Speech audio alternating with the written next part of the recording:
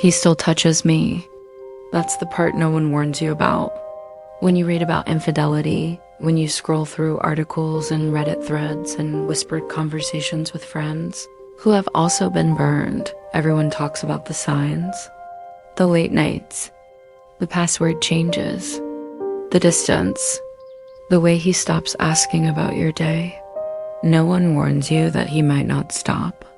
No one tells you that he might still reach for you in the dark, that he might still murmur your name when he thinks you are asleep, that his body might still seek yours out with the same blind, hungry familiarity it has had for 12 years. That is the cruelest trick of emotional infidelity. It does not always look like withdrawal. Sometimes it looks exactly like love. Sometimes it wears the face of the man you married, speaks with his voice, touches you with his hands, and you cannot tell the difference until you are already undressed, already beneath him, already whispering his name back into the dark, already pretending that the slight difference in his fingertips is just your imagination. But it is not your imagination. I know that now. His hands feel different. They move like a man following instructions he learned from someone else's body. Not clumsily, not hesitantly. That is what destroys me.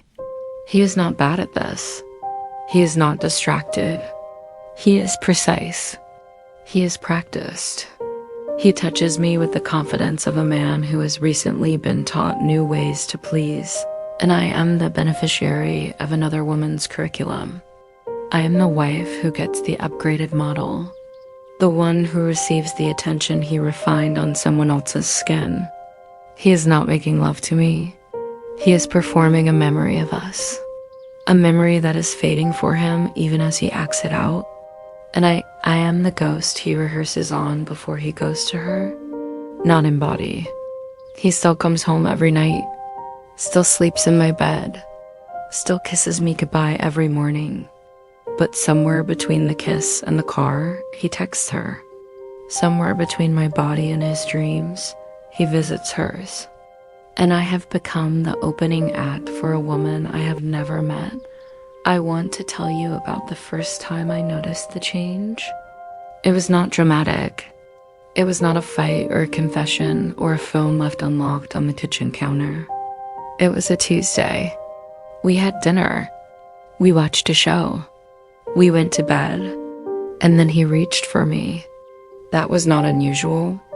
Our marriage had always had a healthy, predictable rhythm, the kind that comes from years of learning each other's maps, each other's shortcuts, each other's secret doors. I knew exactly where his hands would go. I knew the pressure he would use, the speed, the exact second he would pause to ask if I was okay. He had been touching me for 12 years. I could have closed my eyes and drawn a diagram of his fingers on my skin. But that Tuesday, something was different.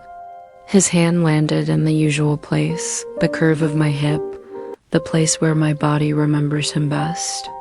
But the pressure was wrong. Too light, too teasing. The kind of touch that asks a question instead of making a statement. He used to touch me like he already knew the answer. Like my body was a language he had been fluent in since before we met. Now he touched me like he was checking for something. Like he was comparing. Like my skin was a baseline measurement for another woman's heat. I lay there in the dark, my eyes open, staring at the ceiling, and I felt my body respond the way it always had, because 12 years of muscle memory does not disappear overnight. But my mind was screaming. My mind was saying, where did he learn that? Who taught him to pause there? Who showed him that slow, deliberate, almost cruel delay before moving lower? Because I did not teach him that. I had known his hands for 12 years. I had mapped every callus, every scar, every lazy habit. And this was new. This was someone else's fingerprint pressed into my husband's fingertips. I did not say anything. I let him finish. I made the sounds I always made. I said his name the way I always said it. I performed my part of the memory.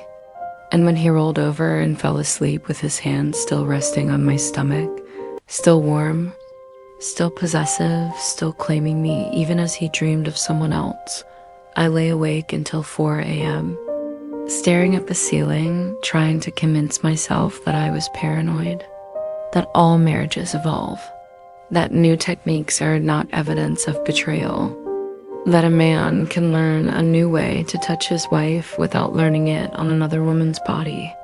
But I did not believe myself, and that was the beginning of the end. Not a confession, not a discovery, just a Tuesday night, a hand on my hip, and the unbearable knowledge that my husband's fingers had been somewhere I would never be allowed to follow. The weeks that followed were a study in slow drowning. He continued to touch me. That is what no one understands about emotional infidelity. The physical affair, the one with hotel rooms and secret lunches and lips on lips, that one usually comes with distance, with cold shoulders, with a husband who stops looking at you, stops reaching for you, stops pretending he still wants you. But emotional infidelity is different. Emotional infidelity is a parasite that lives inside the host. It does not kill the body. It hollows it out from the inside while the skin stays warm. He still wanted me, or at least he still wanted the idea of me. He still initiated, still whispered dirty things in my ear, still held me afterward with that heavy, satisfied weight that used to make me feel safe. But I could feel the difference now. Every touch was a translation. Every kiss was a quote from a conversation I had not been part of. He was not making love to me. He was practicing. He was rehearsing. He was using my body as a mirror to reflect whatever she had taught him, whatever she had awakened in him, whatever version of himself he became when he was typing her name into his phone at 2 a.m. And I let him. That is the part I am most ashamed of. I let him because I was terrified of what would happen if I said no, if I pulled away, if I admitted out loud that I knew. Because once you say it, once you speak the words, I think you are cheating on me with your heart, you cannot unsay them. You cannot go back to the performance. You cannot unknow that the hands on your body belong to a man who is thinking about someone else's smile. So I performed desire. I performed pleasure. I performed the wife who does not notice that her husband's thumbs are moving in patterns she did not teach him. I performed so well that he never suspected a thing. He thought I was happy. He thought we were fine. He thought the marriage was still alive because the body was still willing. But I was dying. Every touch was a small death. Every kiss was a goodbye I could not say out loud. And the worst part, the absolute worst part, is that sometimes, in the middle of it, I forgot. Sometimes his hands found the exact right spot, the exact right rhythm, the exact right pressure that had been mine long before she ever existed. And for a few seconds, a few glorious, terrible seconds, I was back in the before. I was the only woman he had ever touched. I was the only map his fingers knew. And then he would shift. He would change the angle. He would try something new, something I recognized as not from us, and I would fall back into the cold, clear water of knowing. He was not making love to me. He was performing a memory of us. And I was the ghost he rehearsed on before he went to her. The confrontation came on a Sunday. Not because I planned it.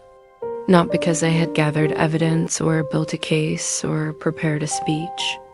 But because I could not breathe anymore. We had just finished. He was lying on his back, one arm behind his head, the other resting on my thigh. His thumb was tracing small circles on my skin, the old pattern, the one I taught him. The one that used to mean I am here. I am not going anywhere. You are safe. And I looked at his face in the dim light from the window. His eyes were closed. His lips were slightly parted. He looked peaceful. He looked like a man who had just been intimate with his wife and felt nothing but contentment. And I realized with a clarity that felt like swallowing glass that he was not thinking about me. He was not thinking about us. He was not replaying the last hour in his mind the way I was, searching for clues, for differences, for the shadow of another woman between his breaths. He was just resting, recovering, getting ready for the next time he would reach for his phone. The next time he would type her name. The next time he would give her the words he no longer knew how to say to me. "Who's she?" I asked. The words came out flat. Not angry. Not tearful. Just tired. The tired of someone who has been holding a secret so long that the secret has become heavier than the truth. His eyes opened. His thumb stopped moving. For 1 second, one single crystalline second, I saw pure, naked terror in his face. The terror of a man who thought he had been careful, who thought he had hidden it well enough, who thought that as long as he kept touching me, as long as he kept performing the rituals of a husband, I would never look underneath. Then the mask came down. The confusion, the innocence, the "what are you talking about?" that he had probably rehearsed in his head for moments exactly like this one. "No one," he said. "There's no one." And I laughed. I actually laughed.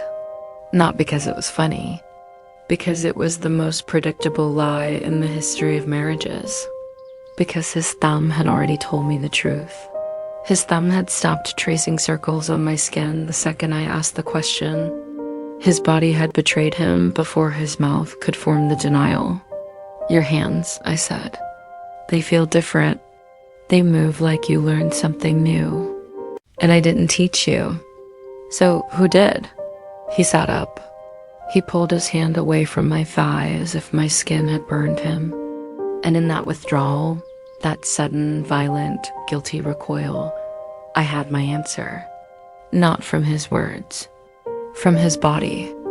The same body that had been lying to me for months, touching me with someone else's fingerprints, performing a marriage while his heart lived somewhere else. He did not deny it after that. He could not. The evidence was in his own fingertips. "I never touched her," he said. And there it was. The same sentence I have heard in 1,000 stories, 1,000 Reddit threads, 1,000 whispered confessions from women who have also been ghosted by men still sleeping in their beds. I never touched her. As if that made it clean. As if that made it holy. As if keeping his hands free of her skin absolved him of giving her his imagination, his attention, his 2 a.m. thoughts, the soft underbelly of his soul that he had stopped showing me years ago. "You never touched her," I repeated. "But she touched you. She touched the way you kiss. She touched the way you hold me. She touched the way you say my name in the dark.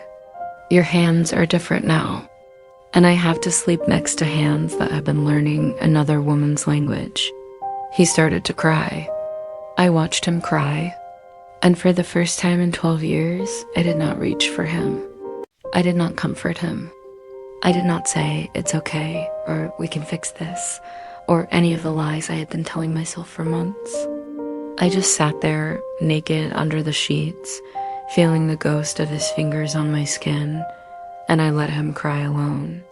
Because he had been crying alone for months. He just hadn't told me.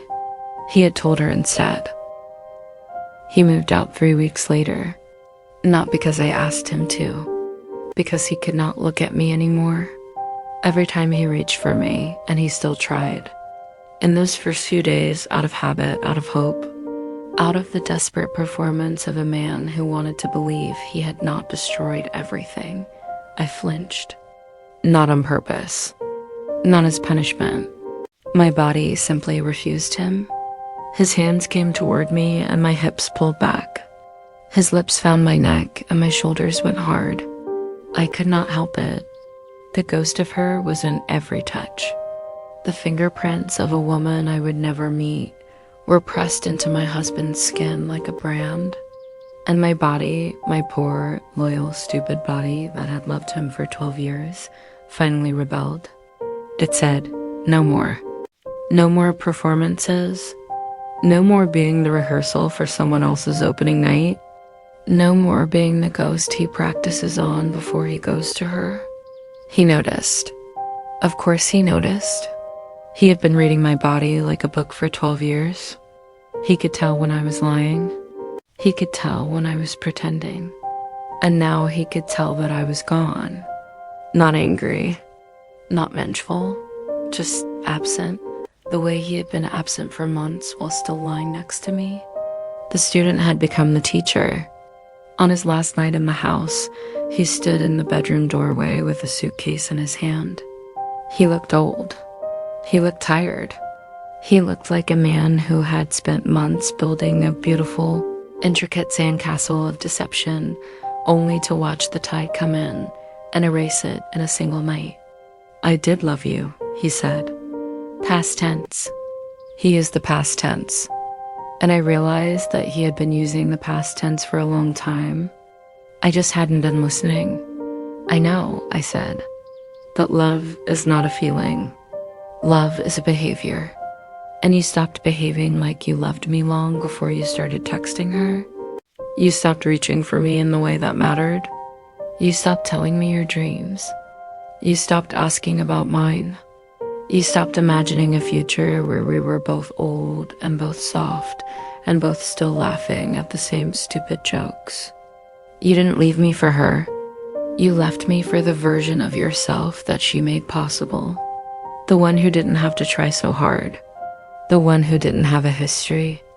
The one who could start fresh without 12 years of baggage and bills and boring Tuesday nights. And I cannot compete with a fantasy. No one can. He opened his mouth to speak. Then he closed it. Then he turned and walked out the door. And I stood there in the doorway of our bedroom, the bedroom where our children were conceived, where we had made love thousands of times, where I had learned the geography of his body so well that I could have drawn it from memory, and I felt the strangest thing. Relief, not happiness, not closure, just the quiet, exhausted relief of a woman who no longer has to pretend that the hands on her body belong to her alone. It has been a year now. I sleep in the middle of the bed. I have stopped flinching when I hear a notification on my own phone. I have stopped checking his location, his playlist, his late-night Twitter likes.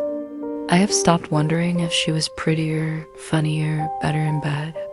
I have stopped asking myself what she had that I did not, because I finally understand it was not about her. It was never about her. It was about the version of himself he became when he was typing.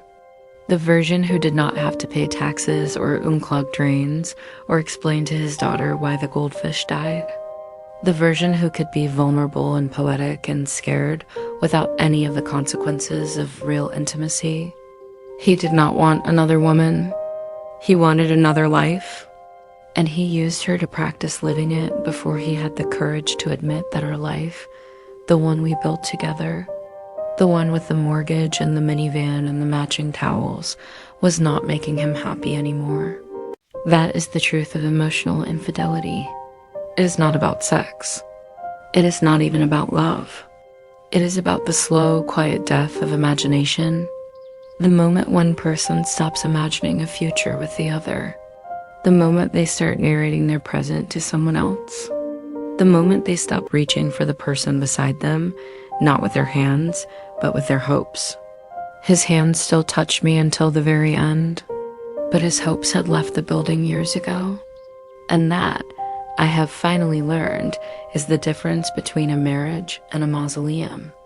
A marriage is two people touching each other's futures. A mausoleum is two people touching each other's bodies while their futures belong to someone else. I am not angry anymore. I am not even sad.